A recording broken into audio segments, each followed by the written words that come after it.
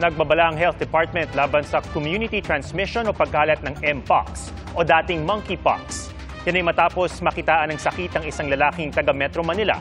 Ayon sa DOH, hindi bumiyahe sa labas ng bansa ang nasabing lalaki.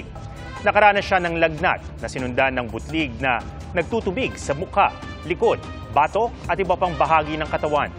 Unang kaso ito ng Mpox sa bansa matapos muling ideklara ang sakit bilang global health emergency ng World Health Organization.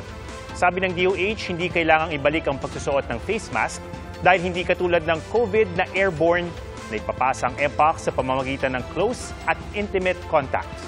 Nirekomenda ng DOH ang madalas sa paghuhugas ng kamay. Meron tayong Mpox pero hindi pa dapat tayo mabahala kasi nga yung COVID, napraning tayo kasi marami tayong uncertain at hindi alam.